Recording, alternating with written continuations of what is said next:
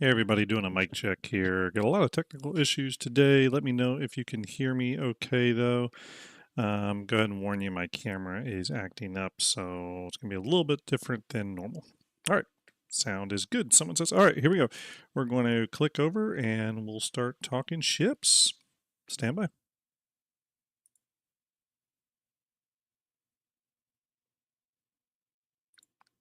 All right. Hello everybody.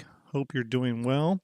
You're probably wondering why you're seeing my background, which you normally don't do. It's because um, I updated Windows the other day. I was forced to, as usual, and it completely screwed up all my sound and all my video stuff, like completely.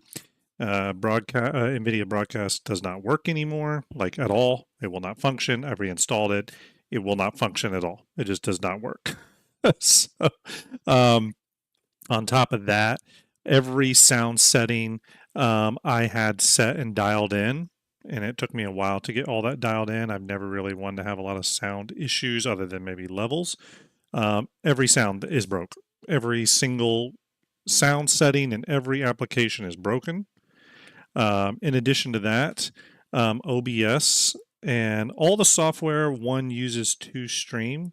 So OBS, um, uh, OBS, NVIDIA Broadcast, all that stuff, they're garbage. They are garbage software.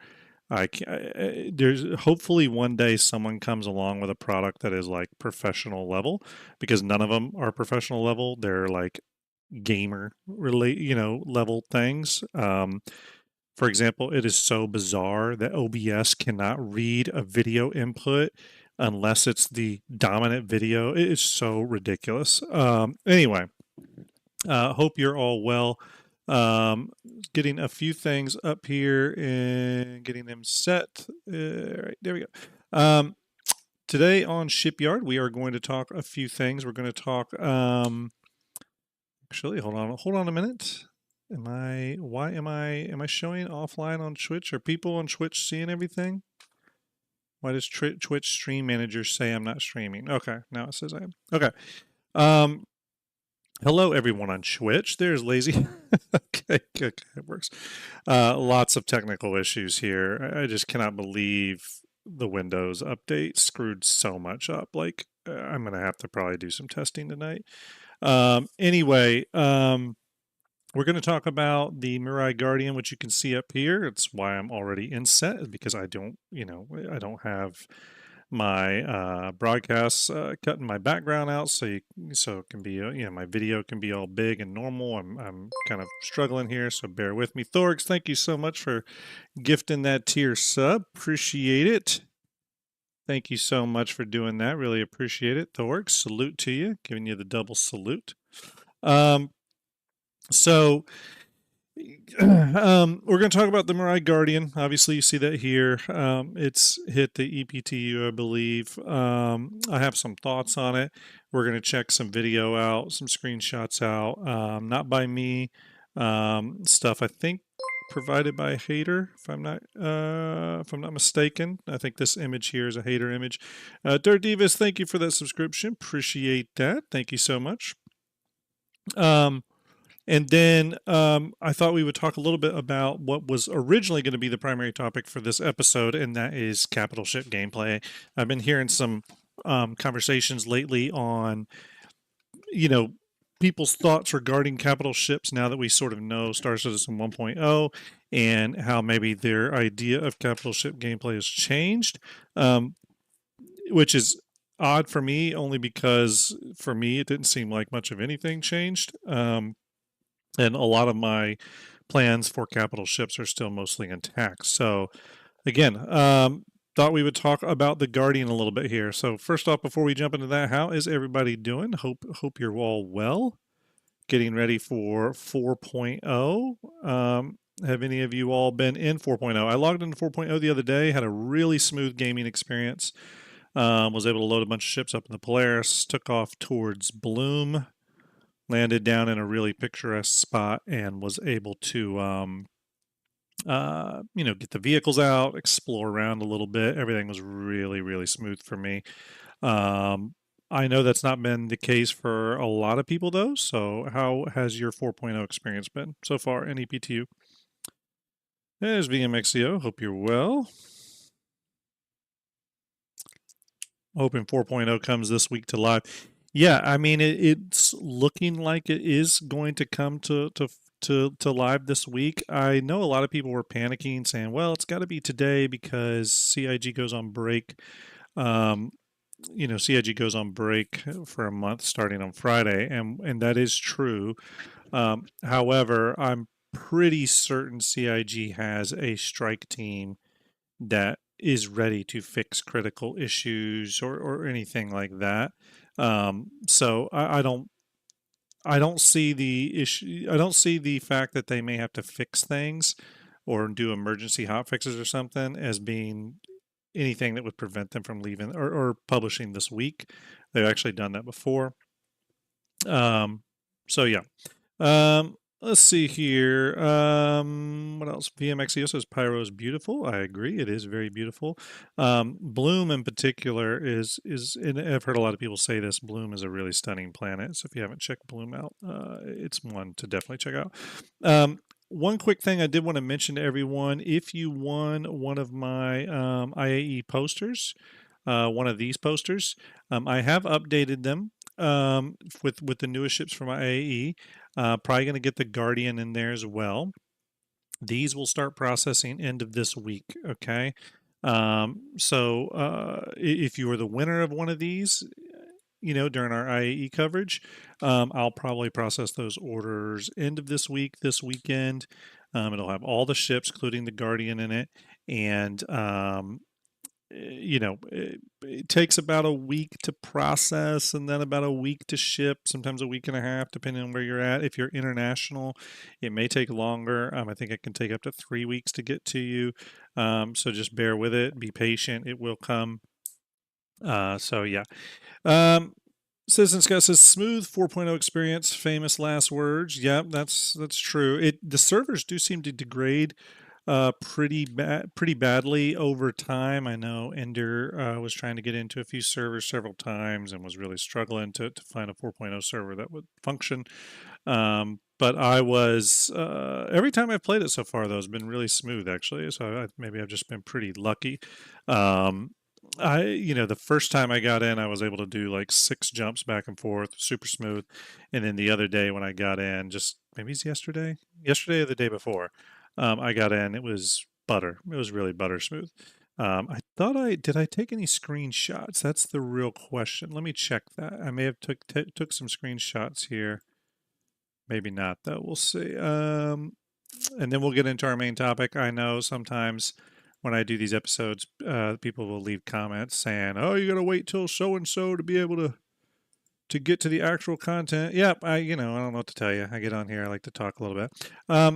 Yes, here's some of my screenshots from Bloom.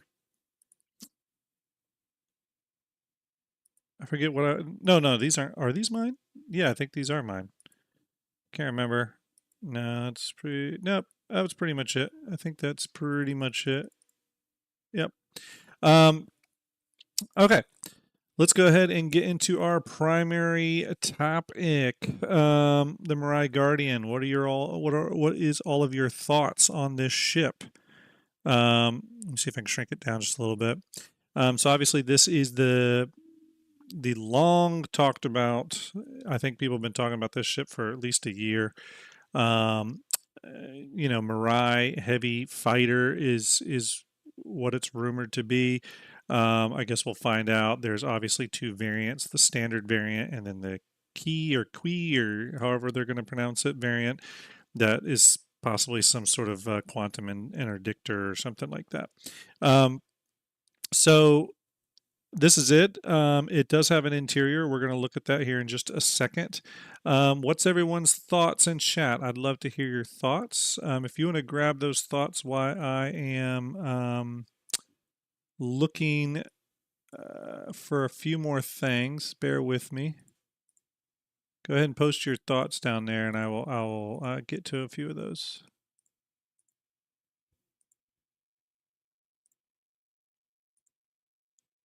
I'm just pulling up some imagery here. All right, there we go. Okay. It's even more angular than I thought it would be. Looks great. Should fulfill my TIE Fighter fantasies. Yeah.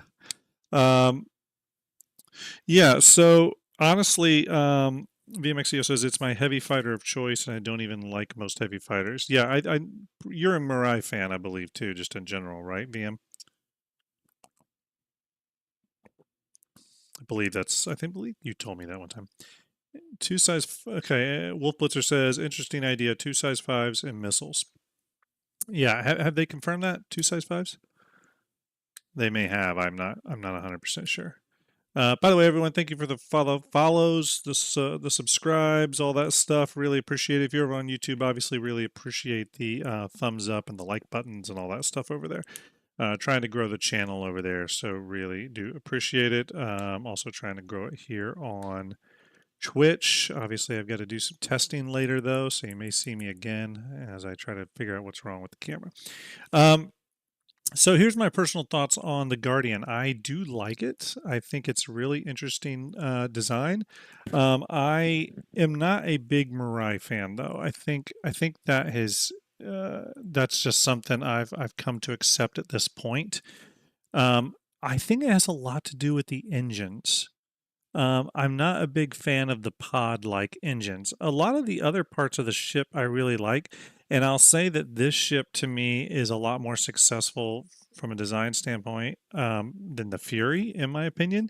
It's got longer lines, a little beefier. I like some of the MISC, it's a little bit heavier MISC influence in the bigger version here. You can see that here on the rear. I mean, this is taken straight from MISC ships. If you've flown the Starlancer around, you'll recognize the ultra wide kind of little button out rear end and stuff. So I like some of those design accents. I just something about the engines I don't love on Mirai ships. Here's that variant with the quantum dampener, very much like the Antares. I'm not sure. Is it quantum interdictor? Is that maybe I'm being a little too on the nose with it, but maybe that's what it is. Yeah, there we go. I mean, I like the livery and the paint job. I think they did a good there. Okay, there you go. You see it activated. Here's a video. We'll let this play again. Give props to Hater for recording the video. Again, obviously, it's got the big TIE Fighter, TIE Fighter influence, but it is a little different. Some people were asking about entry. I don't know, but there is an elevator there. It looks like that is the entry. Come right up the back. Initial component access, all here in the rear. Suit locker as well, right by the entry, which is actually really nice, as well as a weapon locker right next to the entry. So you can grab your gear and then just come right on down the elevator. So smartly designed. I mean, again, it's not my cup of tea. Jabriel, thank you very much. Not my cup of tea, but I do like that everything is there. In here we got additional, it's just jam-packed with components. I didn't see, oh, yeah, we got an engineering terminal. Let's go back just a tad there. So we do have an engineering terminal. We also saw this on the Intrepid. So again, we see CIG on these size ships now. When they do have these interiors, we are getting engineering terminals. So you can expect that on a lot of other ships of this size that do have interiors, we're going to probably start seeing CIG go back and integrate engineering terminals in them.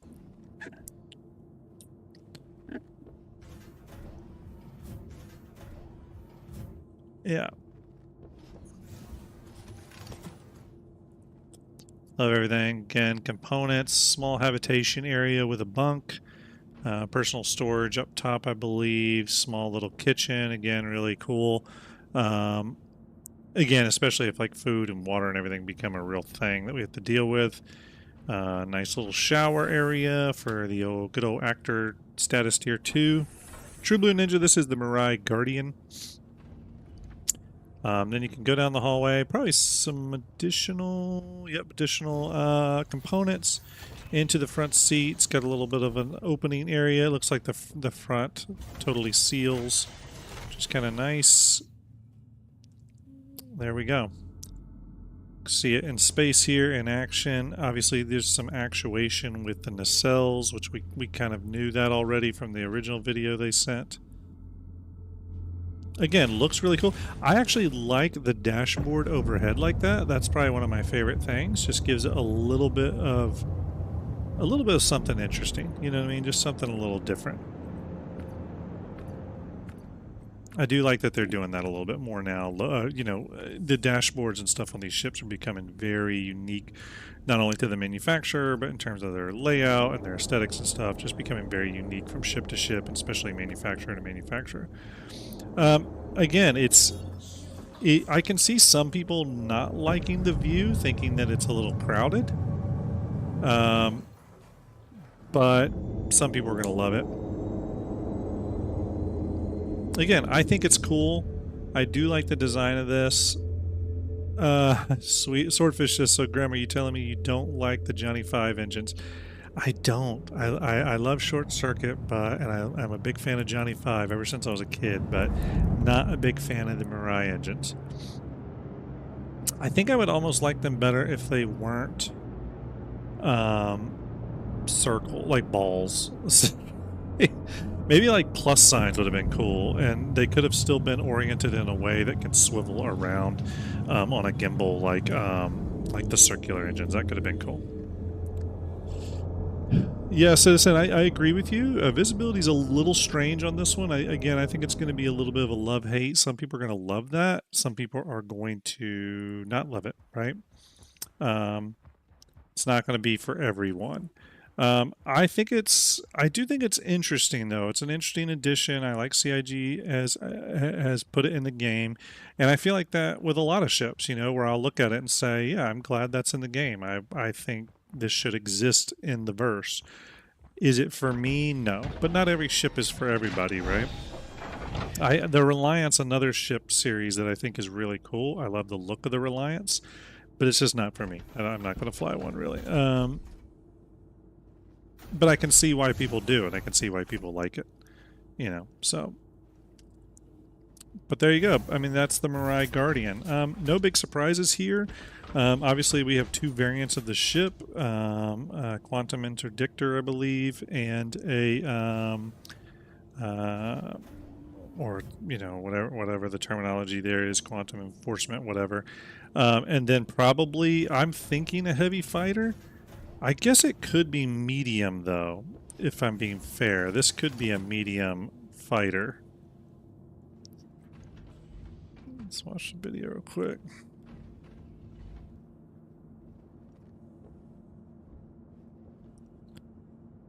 Yeah, I dig the interior. You know, I'm still one of those people, I'm not 100% sure why Mirai exists. And why they just didn't make it a MISC ship. They already said it was a heavy fighter. Okay. That's what I had heard, and that's what I have heard. Yeah, Fastcart says it's in the roadmap. Okay, cool. It's a heavy fighter.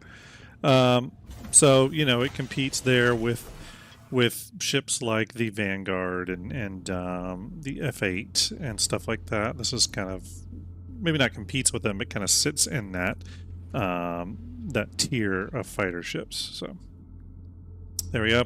I know some people are probably wondering when this will come to Fleet Viewer. It'll come when we have the model. We don't have the model yet, so I'll do a breakdown of the model though once we do have it, so we can check out some of the details. So Red Game says at least $260. Yeah, what's everyone thinking price wise? Diggable says $220.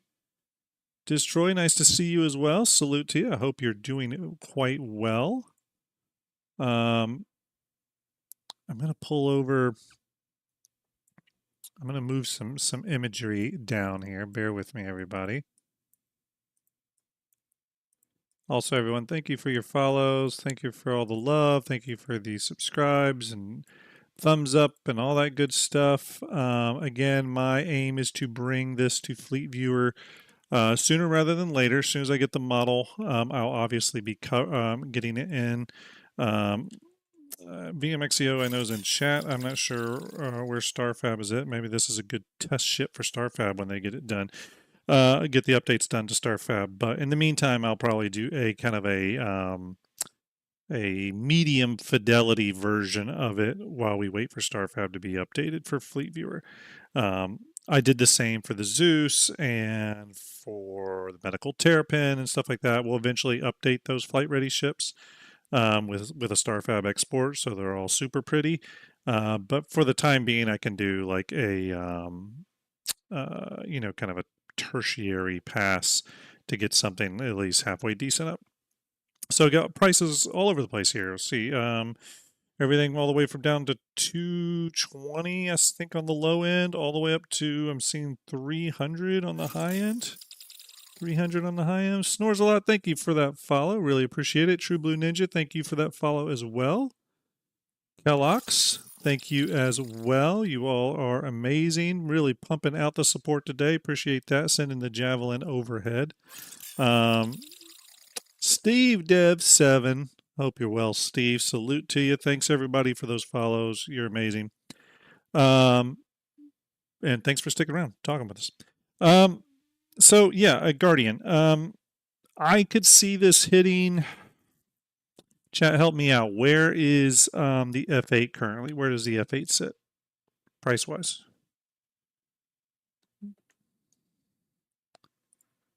$300. The F8's 300 and limited, obviously.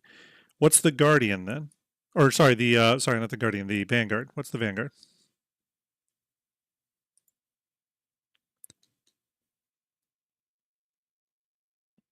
Vanguard is the Vanguard 290. Yeah, I could see this.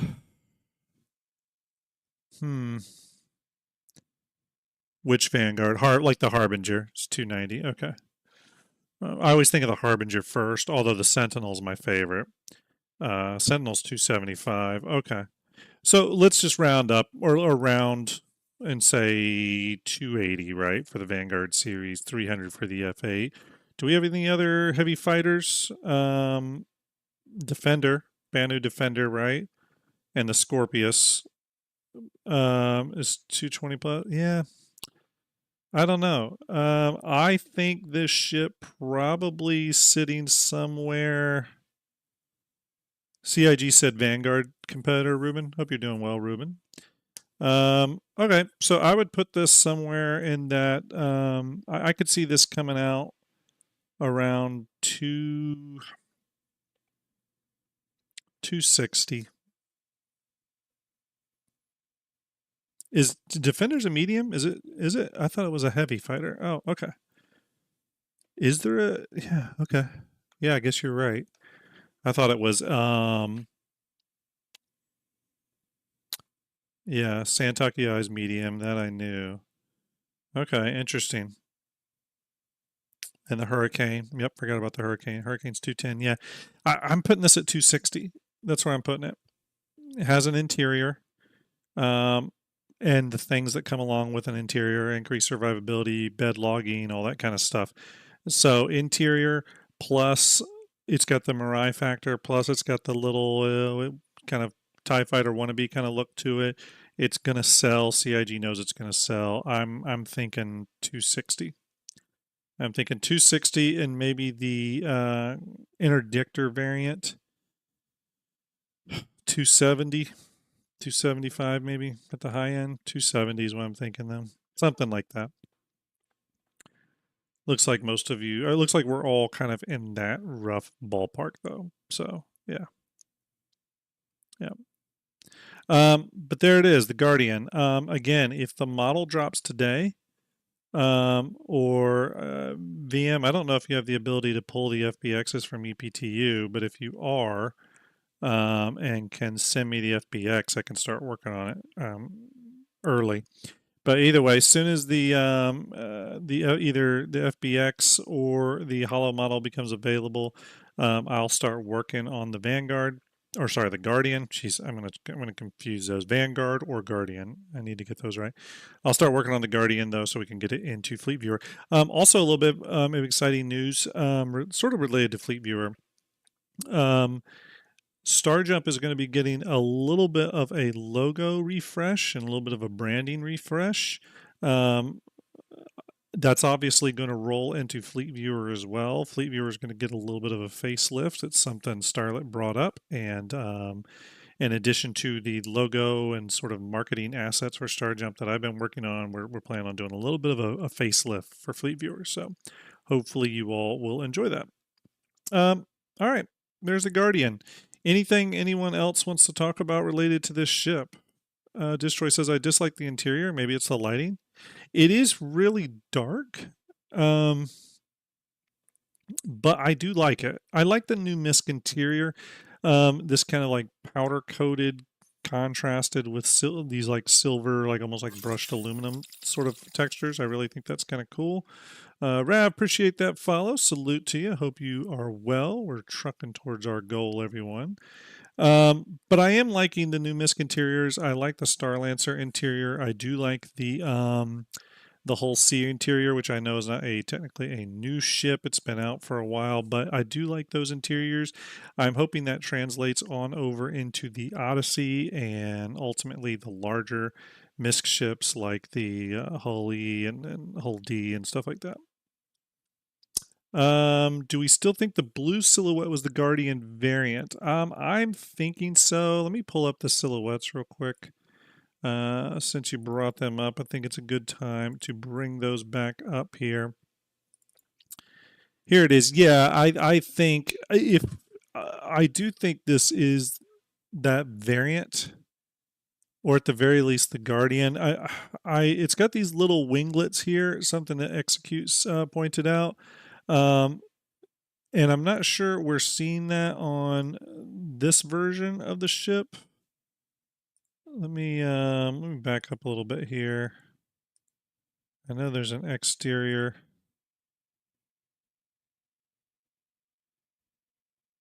Yeah, so they're not there. So those little winglets are not on this version, and that is the standard variant, not the interdiction variant. So perhaps the interdiction variant has those little winglets. Jeff says, I think there's a racer variant that'll come next year. I could also see that. I think that's a great point. So this could be the racing variant. Maybe there's a third variant we don't know about. Yep.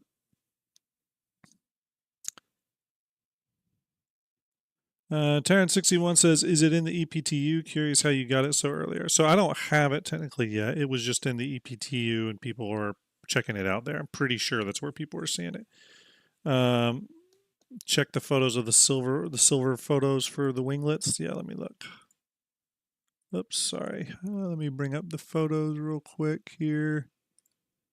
Boop, boop, boop, boop. Where is it? All right, let's see. Okay, here's the yep, I don't see those winglets on here either. So again, maybe it's another variant.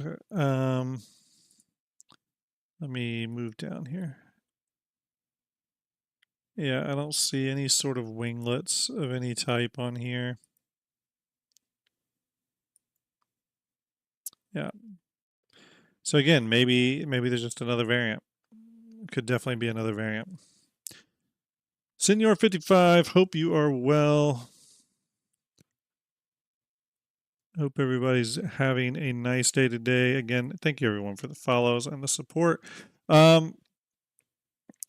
So yeah, again, as soon as I get my hands on it, we will we'll work to get it in Fleet Viewer ASAP. I know people are excited about it.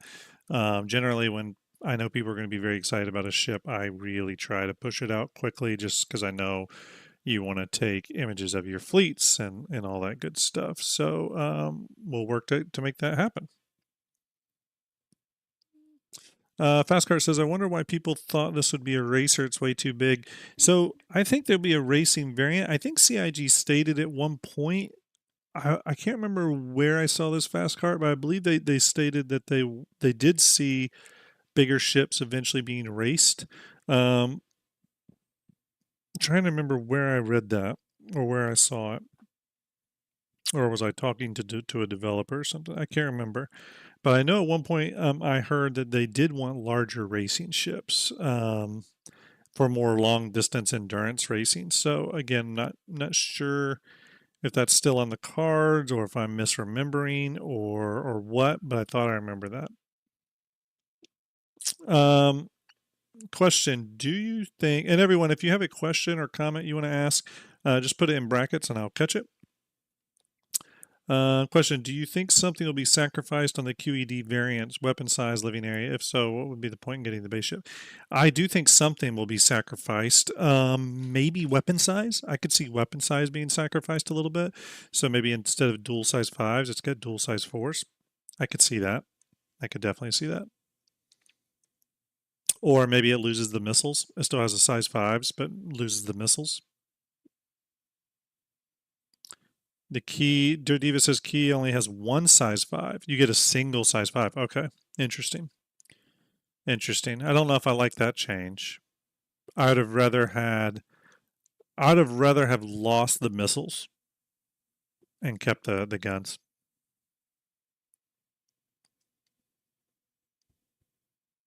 Just one size 5, everyone's saying for the key variant. Hopefully I'm saying that right. Yeah, again, I didn't know all the technicals of the variants. Where did they list all this information about it? Was it in that last ISC? It was data mine the key would only have one gun, but that's not what it looks now. So yeah, we'll see. I mean, data mining can be very misleading. Look at Urkel. Okay. Data mining can be very misleading. Just everyone, just remember that. There are things that are data mined that consistently people post the wrong information. And it's partially because they don't know how to read the data.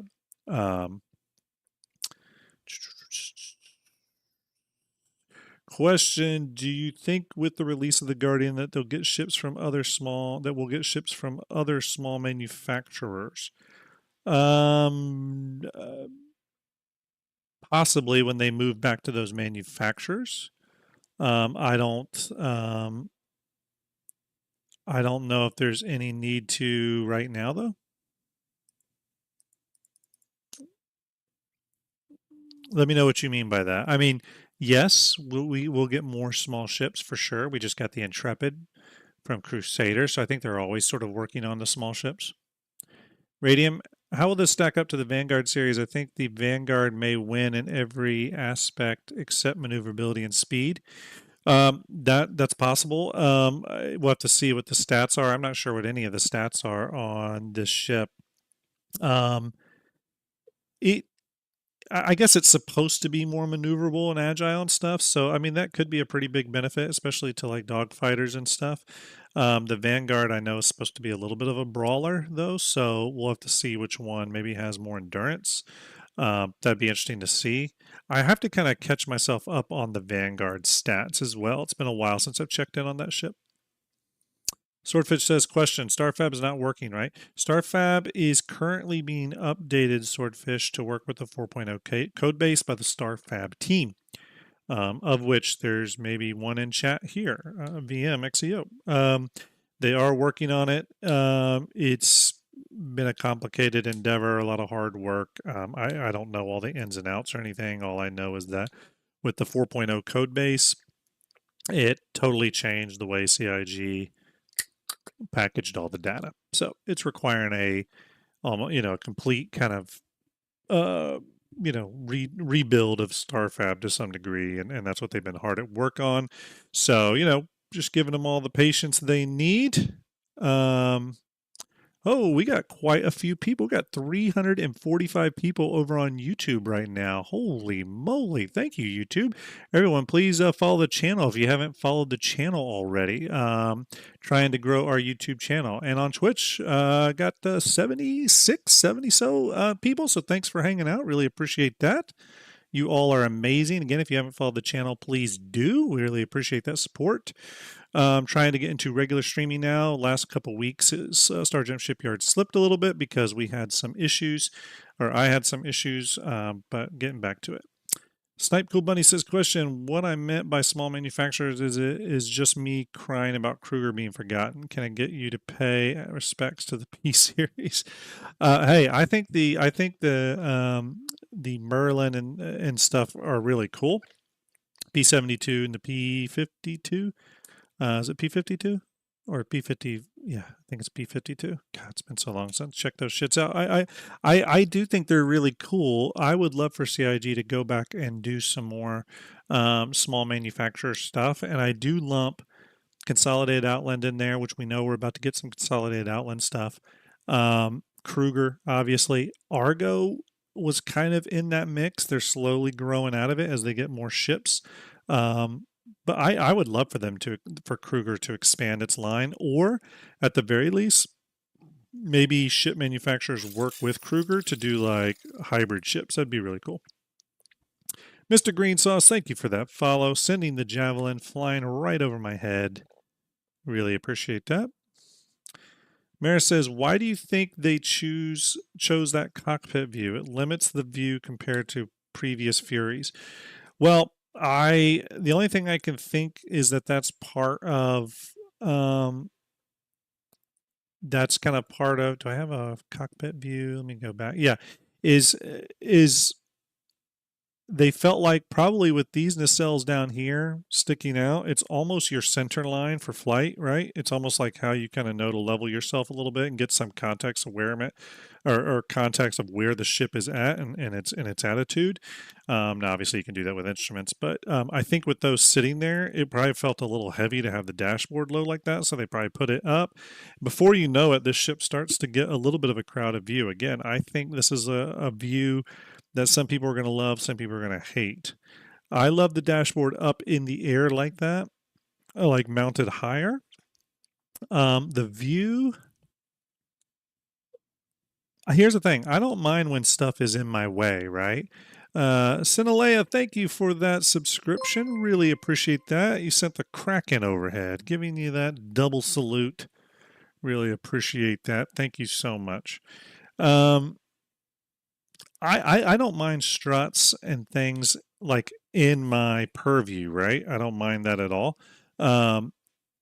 It gives me some sort of sense of context and allows me to feel like I'm inside the ship.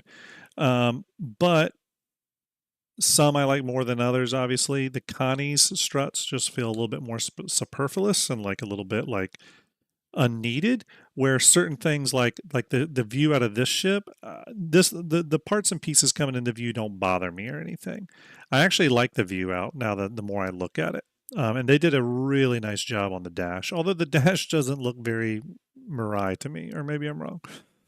I would think Mirai would be a little bit more like high tech looking, but this looks like a MISC version of a Drake cockpit. Does anyone agree? Citizen Scott says, to me, it's either the upper dash or the long arms. Both is too much. Yeah, I mean, it's like I said, it's going to be a love-hate, I think, for a lot of people.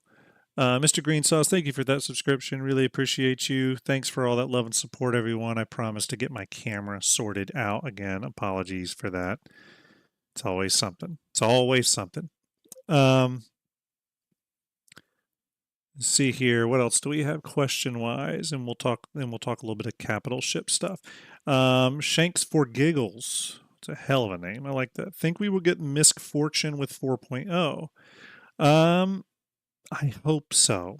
That's a great question, Shanks. And here's my thinking on that. And I can pull up. Rodrigo, thank you for that follow. Appreciate you. Love that support. Thank you so much, Rodrigo. Let's pull up the MISC Fortune real quick. Here it is. So the MISC Fortune, we do know that it's a small salvage ship, well, let me correct myself. It looks to be a single person salvage ship, very akin to the Vulture. And it's made by MISC, obviously. It's got a great name, MISC Fortune, Miss Fortune, get it. Will we get this with 4.0? I hope so. I think we could use it. We could use another salvage ship. The only thing that's a little bit that makes me kind of curious about this ship is why are they making another salvage ship of this size? Is it just because they're working on MISC ships and this was a good ship to sort of onboard someone with. In which case, that's great. I think it's perfect use of a new artist's time to sort of get onboarded. And if you're going to make another ship, hey, it's nice to not get another combat ship, right? So take another industrial ship, even though it sort of sits in the same place as the Vulture. Um, so I'm fine with that. I'm totally fine with that. Sort of just different flavors, right? I think I'll still stick with the Vulture just because I like Drake so much. But I think there's definitely a place for the Misfortune if it is indeed a salvage ship. All the data mining that has been done on it do speak very heavily to it being salvage. If it's coming with 4.0, I really don't know. I hope it does. I do think they need more ships to sort of. This is going to sound weird, but they almost need more ships on sale to celebrate the milestone that is 4.0's launch, right? 4.0 is a big launch. You would think they have a few ships to go along with it. Guardian, which could very well be two variants of the Guardian there, so that's two. And then obviously the Misfortune, that could be the third one. We'll see. We'll see. Still stand by. We'll see. What they do there. Possibly even other variants. Maybe we could see, maybe we could see an Intrepid variant or something. I don't know. We still have the other variant of the Zeus, right? Which we haven't heard much from. We did get a little bit of code leakage around CitizenCon time, referencing the Zeus ST. Again, could have been nothing, but those are great onboarding ships. So it'd be cool to see CIG talk more about them, because I do think they'd be easy ships for people, more the ship team to bang out as they're gearing up to tackle some of these big ships. But we know some big ships are in production right now. CIG confirmed just recently that both the Ironclad and the Pioneer are both in production, like active production right now. Not like starting sometime in the next 12 months, like actually in production. So, let me say this is the problem, or sorry, I missed a question here. Eagle, sorry, I almost missed your question. Eagle says, anyway, the Starlancer TAC comes out with 4.0. Didn't think about that. That would be a good one to come out, Eagle. For Pyro, yeah, the Starlancer TAC would be a great ship to come out with. I haven't heard anything about that. I haven't really talked to any developers about ships right now. So Citizen Scott says Pioneer is active ? But they said it won't come out for a long time. Yeah, because it's going to take a long time to build, but it is in active development. That I did hear, not only at CitizenCon, but I've heard that on the side from someone who would know. So a ship that big though, and that complicated, it's got multiple functions within it, Scott, that aren't even in game yet, like crafting, manufacturing, fabrication hangars, drones, all that. All that stuff's coming this year, but it's a complicated ship to build, and they just said we're not going to get it with the initial release of base building.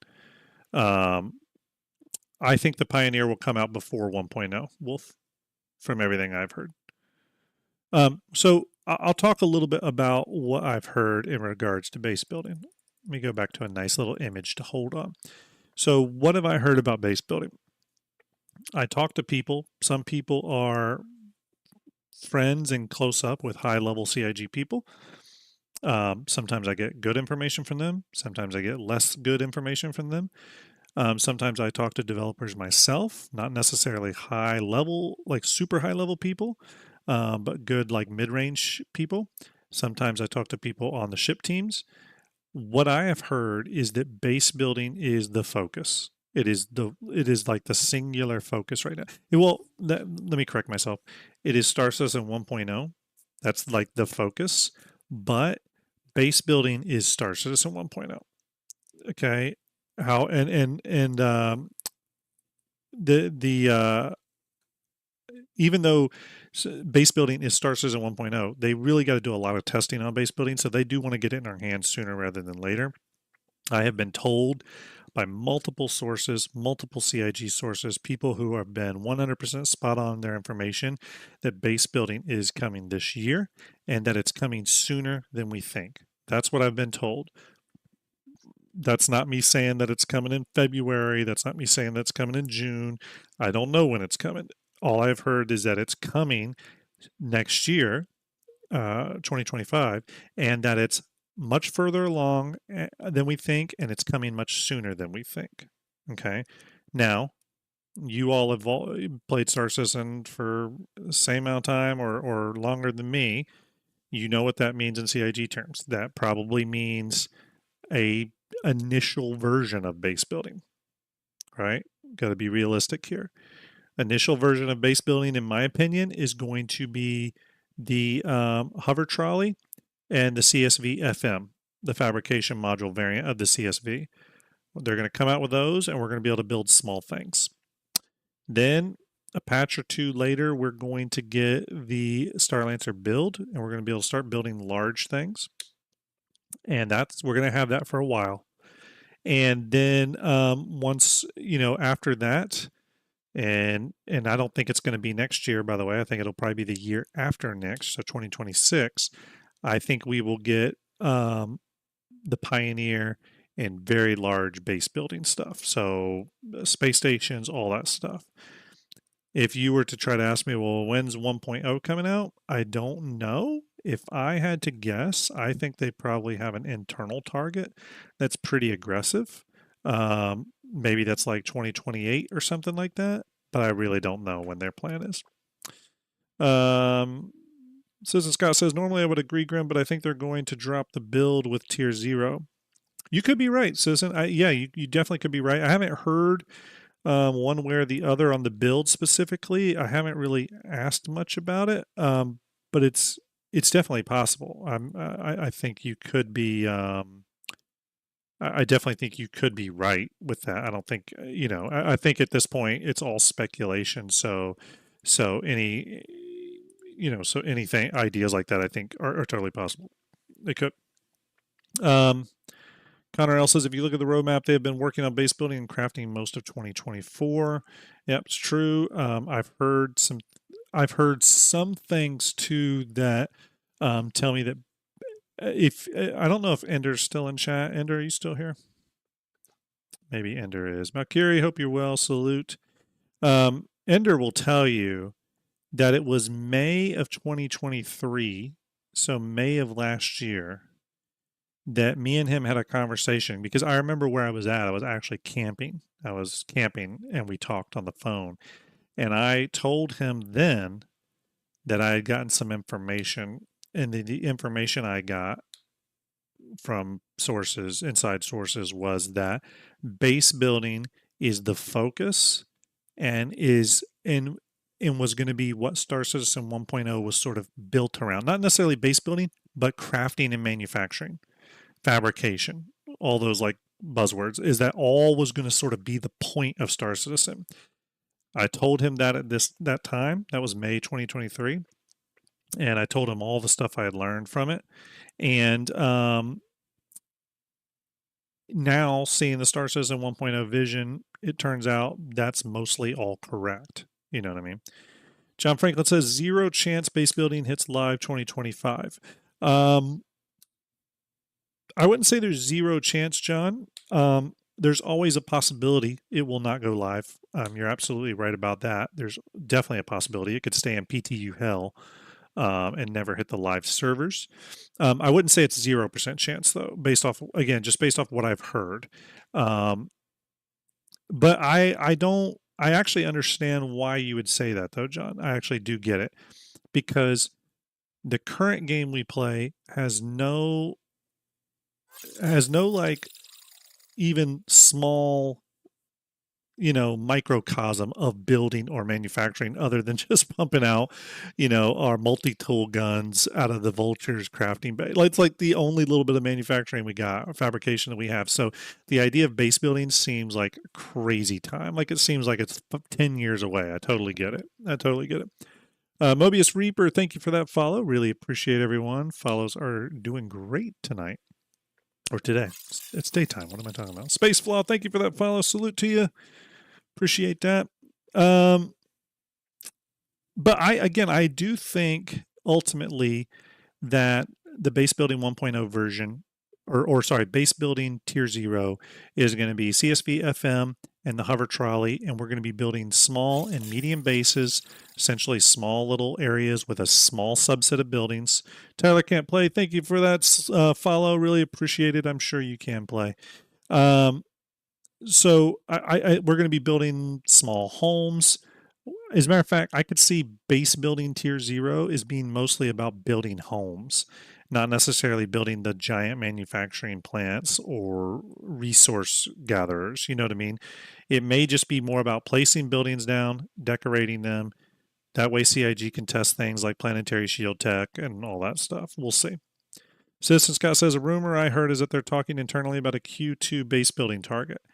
That's mostly what I have heard. I haven't heard them say Q2, but I've heard them say mid next year. So I would put that as like Q2. So yes, that's what I've heard as well.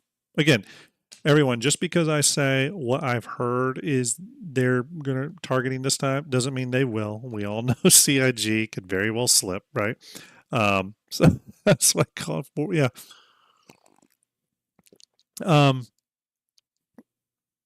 But here's the thing. You all saw the Star Citizen 1.0 vision. You saw it all. Okay. What is the primary thing we saw in that? We saw for better or worse. I'm not saying it's the best thing I've ever heard or the worst thing. I'm just saying, confirmed by Grim. Yes, I'm confirming it, Swordfish. I did get your Discord chat, by the way, too. I will hit you back after the show. But it's one of those things. Hey, Space Tomato, hope you are well. Salute to you, buddy. Sorry, I had to cancel our previous attempt at getting me on the show. Apologies about that. Dark Mail American, salute to you. Thanks for that subscribe. Appreciate that. Give you the double salute for that because you sent the Kraken overhead, which is obviously the best ship. We all know that. Space Tomato, I hope you're well, dude. But I mean, again, everything I've heard, base building next year. Star Citizen, you all saw the. I am well, Space Tomato. I really appreciate it, buddy. I'm doing very well. Work is a little bit crazy as I wrapped up the end of the year, but now it's starting to chill out. We all saw the Star Citizen 1.0 vision. It was very heavily centered around blueprints, manufacturing, fabrication, and creating things, right? And everything was involved in that loop. If you were an industrial gameplay player, then you were directly involved in the resource gathering and manufacturing of those blueprints and those items. If you were a combat pilot, you were absolutely involved because you are going to have to defend those operations, or you may want a new ship that is a military ship or whatever, a military fighter, whatever, and you're going to have to do industrial gameplay loop to chase down the blueprints in order to make that ship, right? So it looks like they're finding all these different ways to tie those loops together, but ultimately it looks like the primary reason you would play Star Citizen 1.0, just high level, is for the manufacturing fabrication element of the game. Now, that doesn't necessarily mean you all are industrial game players. Maybe you're just a combat person and your goal is in your org is going to be to help defend your bases or your manufacturing facilities or fend off people trying to steal your resources. But you're still doing it all in air of protecting the manufacturing output throughput of the org, right? Which obviously leads to money generation, right? Income. And that mostly makes sense. What we're missing, obviously, are the money sinks beyond just the costs and for taxes and upkeep and all that. We're missing, right now, it seems to center around earning AUEC or earning UEC, creating materials and crafting things, right? And then those crafted items can be sold, blah, blah, blah. So you see how the loops all tie together. There's still some question marks there, though. Even in that 1.0 vision, I was like, okay, well, what about this? What about that? So I think they still have a lot to work out, but ultimately, though, the game does seem to center in a high. It seems to heavily center around this idea of fabrication and manufacturing. So Rex says there will also be the 1.0 storyline and campaign. Yep, I'm really excited about that. I hope we get more information on that soon. I hope they do an ISC with Dave Haddock where he deep dives a little bit that storyline between Terra and all that they were kind of mentioned at CitizenCon. I was pretty intrigued by it. Anyone who's a fan of Paul over there at the Astropub, the Astro Historian. If you've watched any of his lore videos, he's got a lot of really great ones too. Really encourage you to check him out. One of my favorite ones that he did was the history of the UE Navy. Really, really good one. Highly recommend that. But hopefully they'll start peeling back the curtain on what the storyline for Star Citizen is. I'm really excited for it. Again, I am one of those people that is excited about the 1.0 vision. It's not to say it's perfect. It's not to say they've got it all worked out, but I am excited about what they've told us. Okay, let's talk a little bit about the next thing I want to go over, and it kind of relates to what we're talking about, and that is capital ship gameplay, right? Or like why would you have a capital ship? I'm just going to spawn this. I'm going to spawn a few here. Why would you have a capital ship? How many people in chat own a capital ship? Which I would say is any ship about 140 meters and larger. Who owns capital ships? And what do we mean? And what exactly do we mean when we say capital ship? That's another thing to talk about. I'm going to pull up a few here.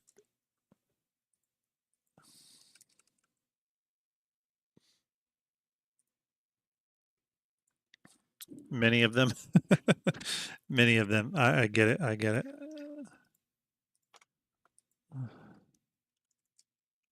So the first thing I think that is important to know is that where's my layout button? Is that CIG is pretty nebulous with their definition of capital ships. They have referred to ships that are not capital ships as being capital ships. And two of those I can think of offhand are the Perseus and the Liberator. And I could probably even throw the Odyssey in there. Those three ships currently are not spec'd to be capitals, but CIG at one time or another has referred to them as capital ships, which is kind of shocking with the Perseus, considering it's 100 meters long. And, it's, but again, CIG, I think they're a little bit loose with this definition because they do know ships that are going through concept and stuff do change. But ultimately, for me, what I think a capital ship is a ship with capital components, mostly across the board. Wes says is the Carrack capital? No, the Carrack is a large ship. It's considered a higher end of the large ships. Rude Boy says I'm an Imperium Legatus Maximus Primus. Yes, I used to have a name for that. That was above Legatus. What was that? I think it's in Fleet Viewer. Maybe I have to look. Shimpasta says is the new Pioneer available in Fleet Viewer? Not the new one. The old one is, but I did scale it up to be the size of the new one. So, oh yes, thank you. The whole D&E, I do want to put those on there. Yes, thank you. Thanks.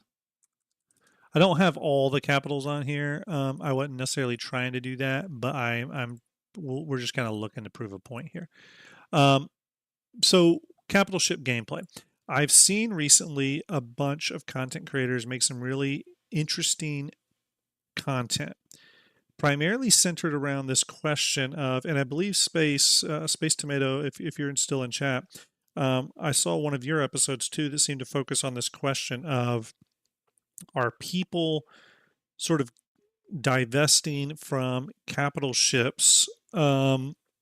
Yeah, the 890. I don't have all the capital ships up here. I am missing the 890.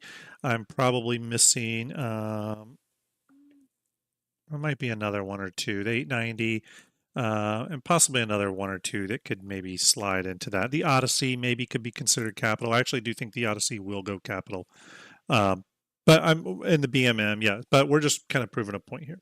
So, but there's this idea that players are divesting from capital ships because, as we've seen with resource management, and as ultimately as we've seen from the Star System 1.0 vision, a lot of people have started to question, like, well, one, am I going to have the crew to properly man a capital ship, and two, what is the gameplay ultimately for with capital ships? And some of that I think is laid out for us, and some of it's still a mystery, and we'll talk a little bit about that. The first thing, let's talk about it. And someone just brought up, Drunken Idiot says, "I see no reason to own a capital ship as an individual, as an org." Yes, so let's talk about that right out of the gate, because I think that's kind of the big point. Okay, and we're going to swing over. I'm actually glad you brought that up, Drunken Idiot. So let's talk about, where is it? Where is it? Let me find it. Let me find it. Let's talk about, or do I not have it? Yes. Let's talk about this thing. Let me bring it over here. Okay. When we say capital ship ownership, right? Right now, the only way to own ships in game is a player, right? A player pledges for a ship, they purchase it. So our idea of ownership in Star Citizen right now is centered around real money. And it has been for as long as Star Citizen's been around. It's completely centered around the idea of investing real money. Even the ships we buy in game, we don't look at them as any sort of like real ownership, because we know they'll go away in the next wipe, right? So because of that, with Star Citizen 1.0, we will have to change our idea a little bit of what ownership means, right? Essentially, when we get to that point where if you earn a ship in game or craft a ship or whatever, it's not going to get deleted on the next wipe. It's just not going to happen. So with that, CIG has also talked about two interesting things at CitizenCon. They talked about capital dry docks at space stations. Well, they didn't even refer to them as capital dry docks. They just said dry docks. So I would imagine you can craft any size ship here. But regardless, they talked about dry docks, and they also talked about in their orgs, like the future of orgs panel, they talked specifically about org flag ships. Okay. So ultimately, I see a future where an org can craft a ship, and then the ownership of that crafted ship is org wide, right? It's part of the org. It's sort of its title is registered to the org. If the org gets deleted, the ship is deleted, right? The thing that's really going to let us know on which direction CIG is going with that is going to be crafting. And what I mean by that is we've seen that blueprints are learned by the owner. So the owner of a blueprint, once you grab that blueprint, you permanently own it, right? Or you permanently, it like goes into your blueprint library, right? And then when you craft that item from that blueprint, I'm assuming it assigns ownership to you because it's your blueprint, right? What we need to see is when we get to higher level org operations that are taking place on space stations or big, large bases with big, large fabrication hangars and stuff, we need to see if those blueprints, if there can be org blueprints or blueprints that, even if there is an owner, a crafting order or a fabrication order can be initialized against that blueprint, but whatever you're crafting or fabricating does not automatically get assigned to your ownership. It gets assigned to the org's ownership. The reason I think that is critically important, and it's one of the things we did not hear about at CitizenCon, but we really do need to hear about it, is if we have let's go into the far future. If we have this big space station, okay, and I have a blueprint to build Javelin, okay, and I go up to the crafting table and I enter my Javelin blueprint in there, and I'm like, I want to build this. Everyone bring resources and commit to my effort to build myself a Javelin. What is the incentive to the other org members to do this other than helping an org mate out? You know what I mean? We need to know if there's going to be a future where I can initiate a Javelin build, but it's stated there in the build order that it becomes org owned, right? It becomes an org flagged ship.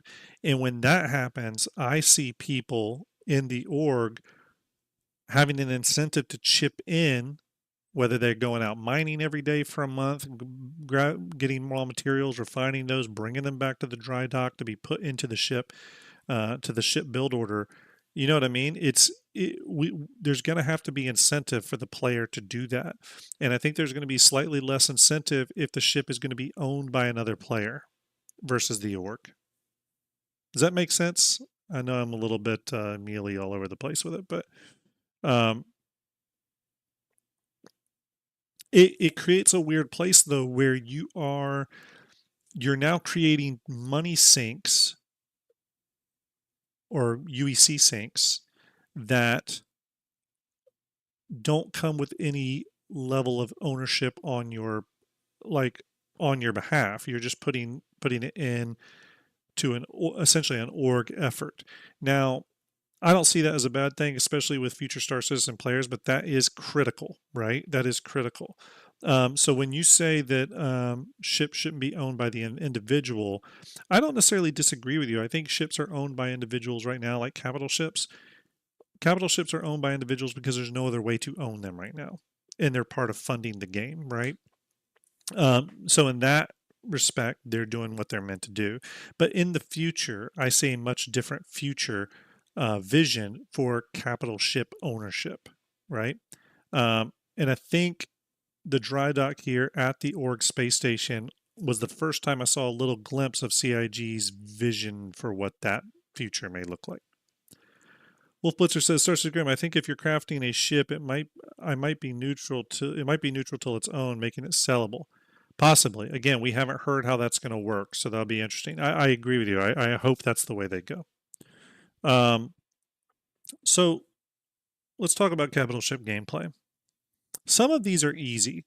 Okay, some of these are easy. For example, we know that the goal behind a reclaimer. Oops, did I mess up? Stand by, everyone. We know the goal of a reclaimer is to, if you want to call a reclaimer a capital ship, I actually do sort of think of it as a capital ship. It's just a smaller one. The reclaimer's goal is to salvage. Can salvage capital ships, big ships, hold a ton of cargo. Its goal is to generate money. Easy. Done. Ships like the hull D and the hull E and the Orion, all the same. All very much the same. Their entire goal is to generate resources and build things.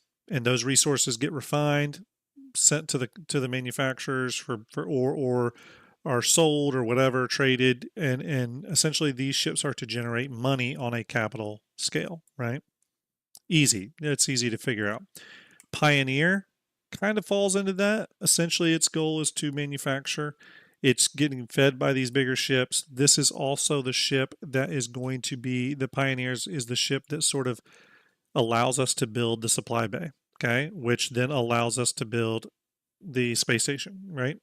So the Pioneer already becomes a little bit of a gateway ship to build those larger structures. So very quickly we see that these capital ships sort of have a purpose, right? We know what we're supposed to do with them, okay? They're for generating org levels amount of money, and they are meant to do what we can do now with ships: salvage, run cargo, mine, but it's meant to do it just at a bigger scale, a much bigger scale, right? Now, there's still things that go into that. We need a future where if you are boarding my Orion, I need to be able to put a work order out, and that work order needs to essentially be a beacon with stats attached to it and money put in escrow, essentially.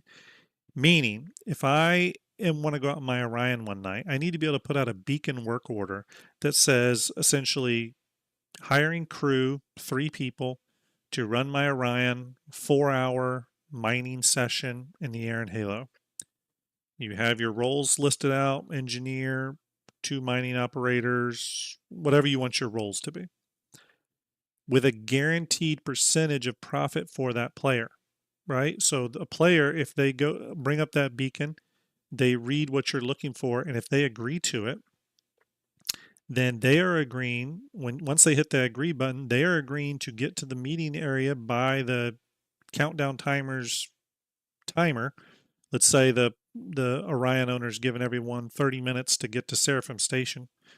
Then when you hit agree on that, you're agreeing to get there, go out with them, do the mining operation, and by doing that, fulfilling your side of the bargain, you will then get whatever profit margin the Orion owner listed in there.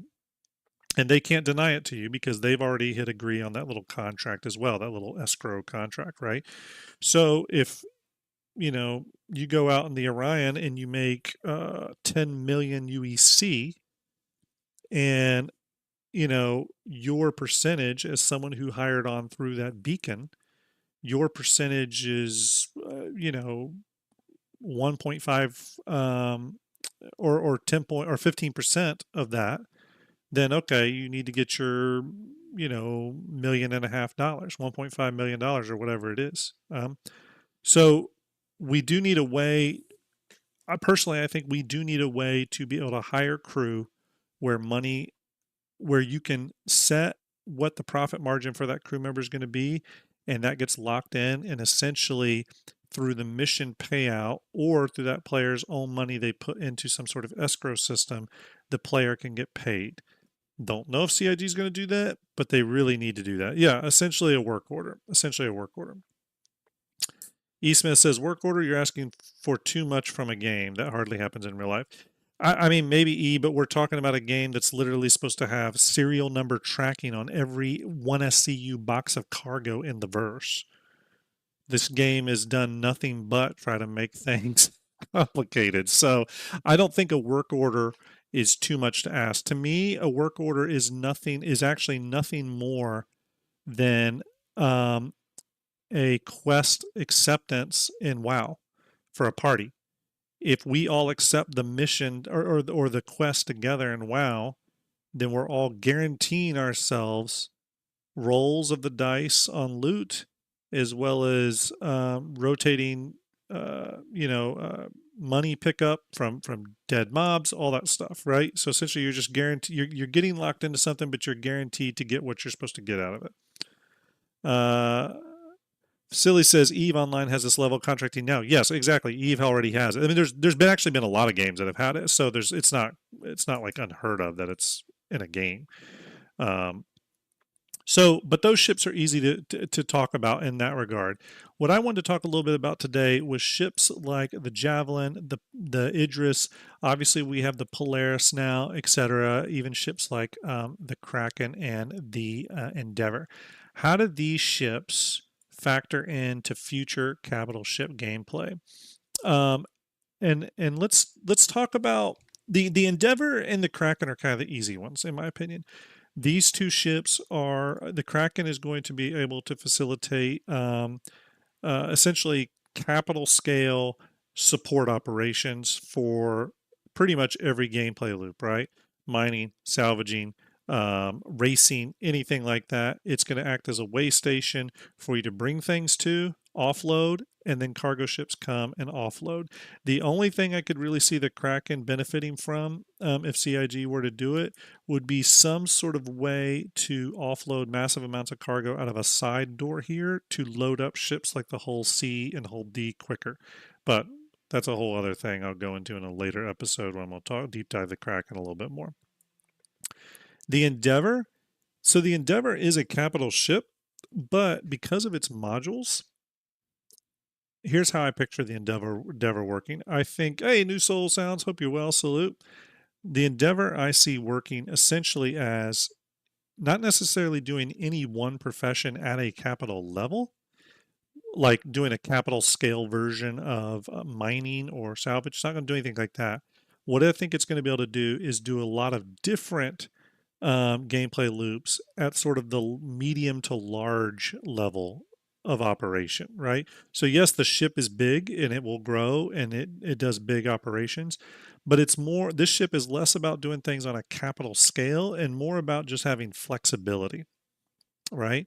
So if you're running a farming operation here, I think you're going to be able to do it to a pretty decent level, but you could probably do it bigger on surface side.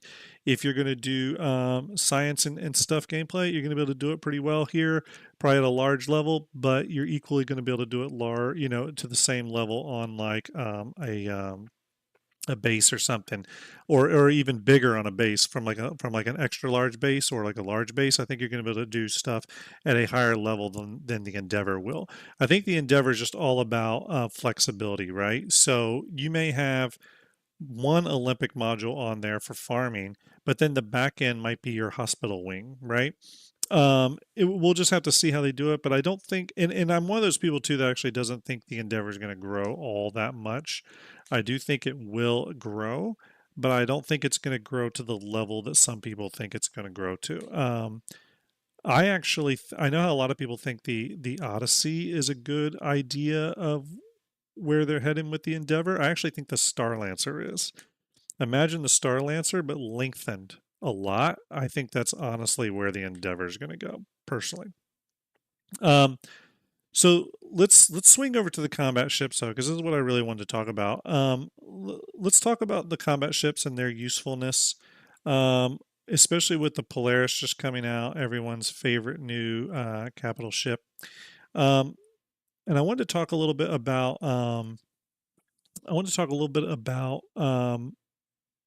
power projection. So back in the day when we used to hear from Tony Z all the time, we used to hear about quantum, right?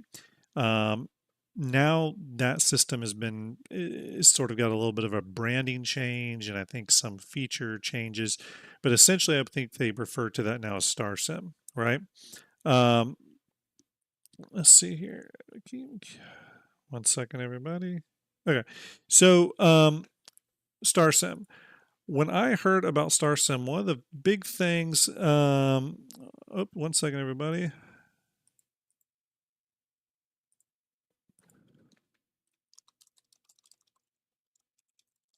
Sorry, everyone. But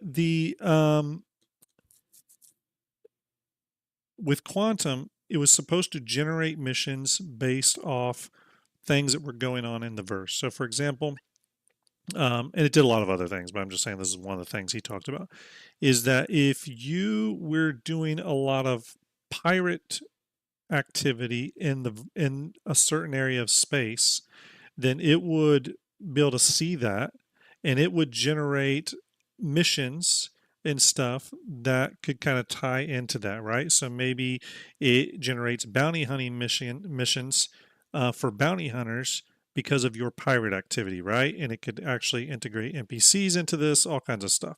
Red Gaming says, question, do you think CIG should include an internal transport such as a Star Trek type elevator for large capital ships to get to one in front of they do. So yeah, some of the capital ships do have that. The Bengal has a tram system and the Kraken has an air car in it. Yep. The Kraken has an air car that runs down the length of the ship. But one of the things I thought about when I heard about that quantum system is I've thought very much about how modern U.S. aircraft carrier strike groups are used, right? And for those of you that know about U.S. carrier strike groups, the ship itself is one thing. The entire strike group is another, but also in addition to that, one of the ways, one of the primary ways strike groups are used is to exert influence, right? It's power projection, right?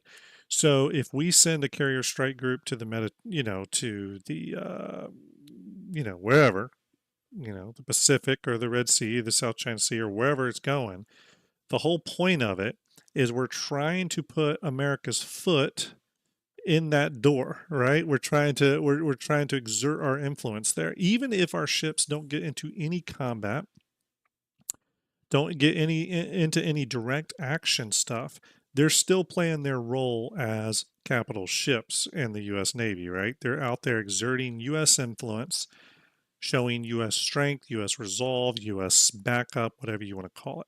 Okay. Other countries do the same thing on different scales with their navies and whatnot.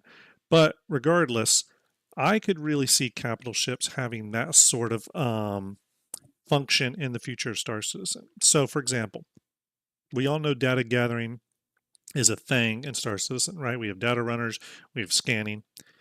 Let's say you're in a system and you do a scan and you detect a javelin, and that javelin, let's say that javelin just came out of quantum, right? Or no, let's say you do a scan and you scan and find the residual um, effects of a large ship coming out of quantum, right?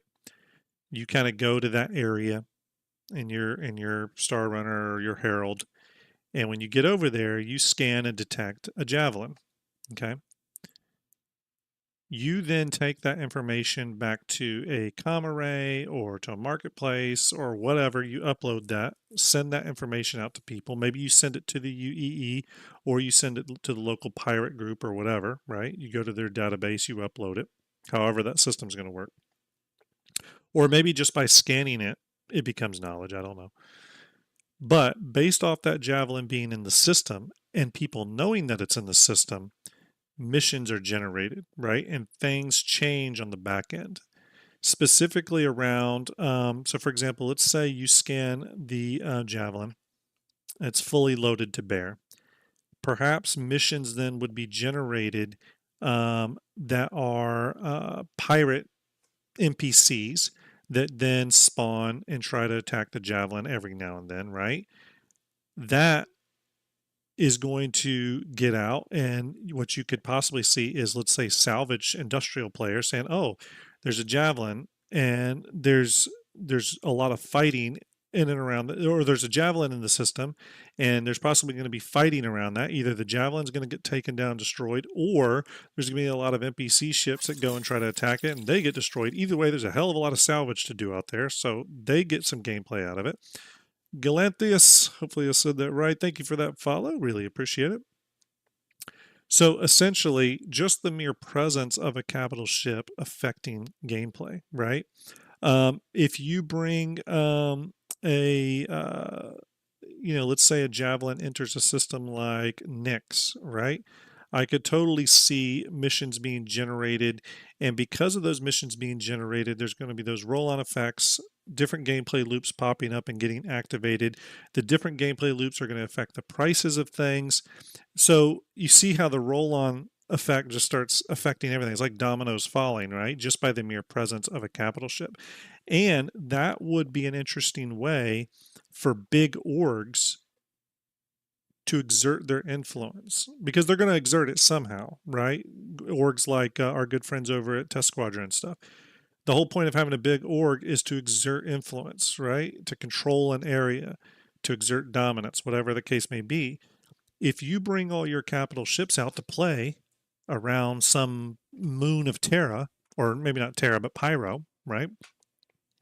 Then the system should recognize that you have all those assets out there and generate missions for the rest of us that tie into the presence of your capital ships or your fleets, right? Maybe it's not purely capital ship, but just fleet size that are all flying under the same flag, right?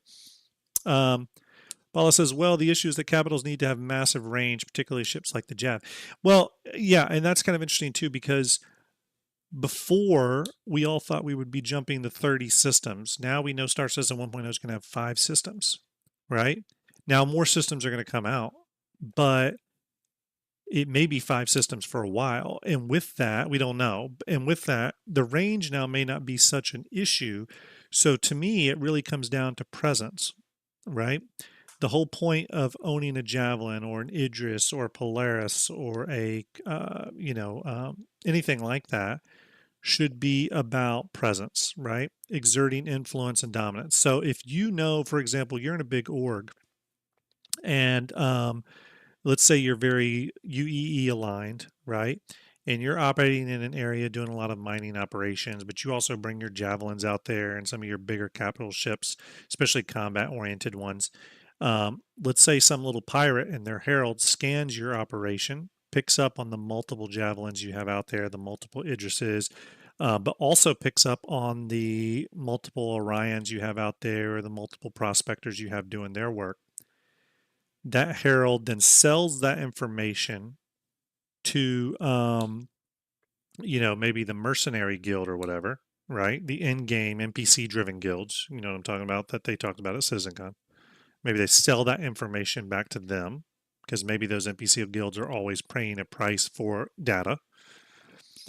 When that information is sold to them, then the mercenary guild starts creating mission orders for all different types of groups in and around that area related to bounty hunting, possibly pirate game, but whatever the case may be, recovery, however they want to call it. You know what I mean? Just mission. Essentially, what the long story short here is just like the mere presence of these ships creating roll-on effects that create gameplay for all of us, right?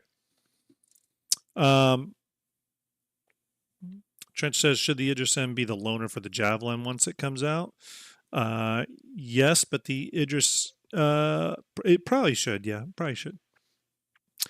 However, I think they'll get an Idris P with a K kit on it or something.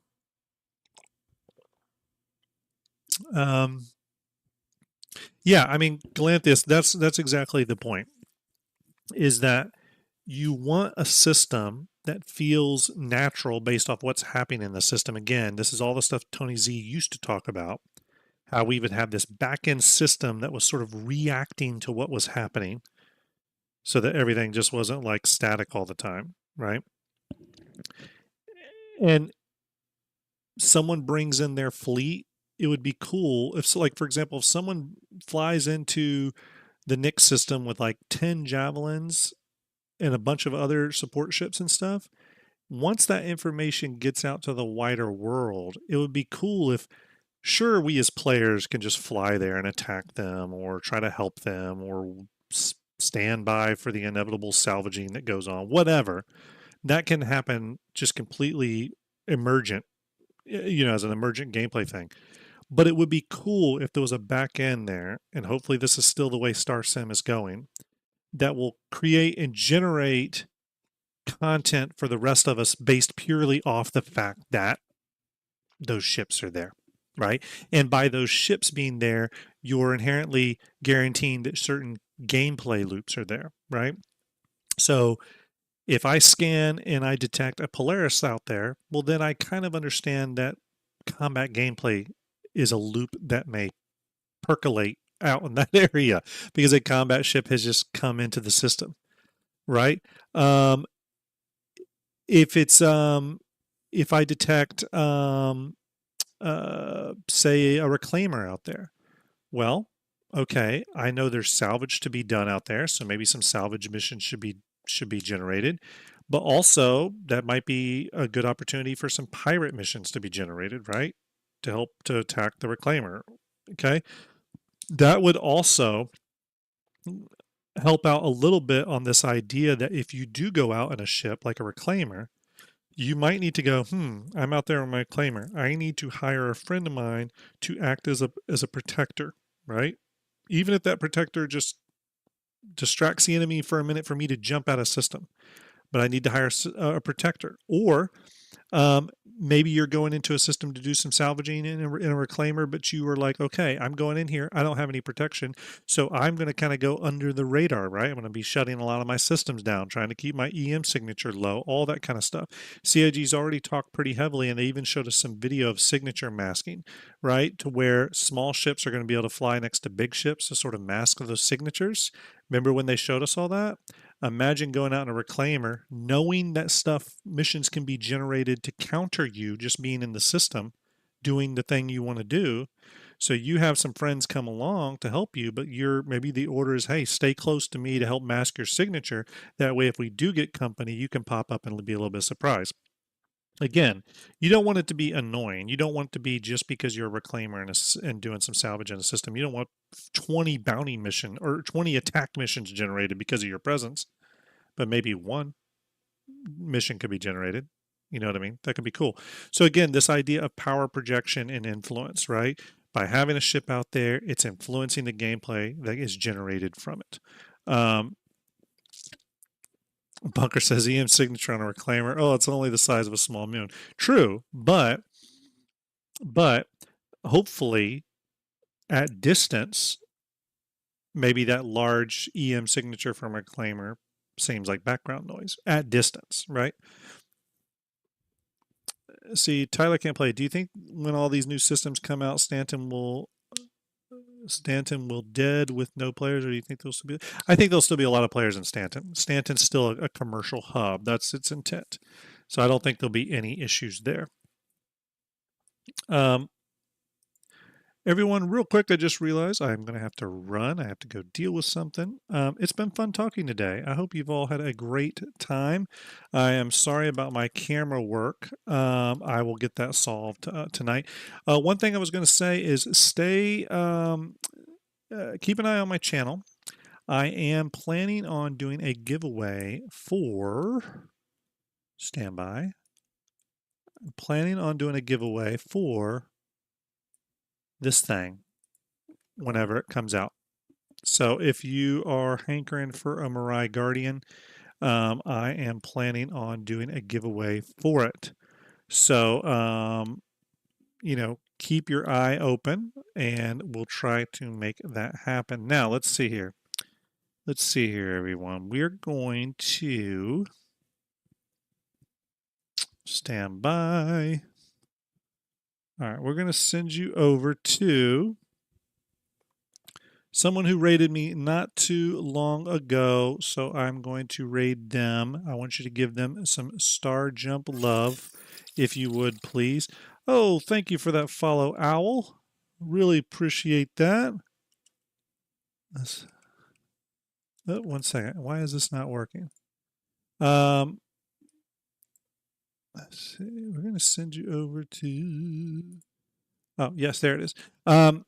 Anyways, we're going to be giving away a Guardian when it does come out, so I hope you will all stick around and keep an eye on my channel for that. For those of you that hung out today, really appreciate that. Alex McLeod says, are you going to put the Bengal variants from Squadron 42 showcase and Fleet Viewer, I imagine? Yes, we definitely will do that. Mascal TV says, where do you get the Guardian footage? It was recorded by Hater115, I believe, is who is credited. But you can find it. It's out there. It's out there. But everyone, I hope you have a great rest of your day. Thank you for hanging out. Thank you for all the follows and support. I sincerely appreciate that. Again, sorry for my camera not working and some of the technical difficulties, but thank you for sticking around. As soon as I get my hands on the model of the Guardian, it'll go into Fleet Viewer, but I'll also do a Shipyard episode where we inspect the model and go all through it. But until then, thank you all for hanging out. Thank you for that follow, Grand Admiral Hook. Really appreciate it. Everyone, I hope you have a great rest of your day. Do a kind thing for a stranger. Really appreciate it. You'll be seeing a lot more of me as we go into the holiday break here. Getting a lot more free time on my hands. Everyone, have a great day. Appreciate it. Give Loken Plays a little bit of love. Sending you over his way. All right.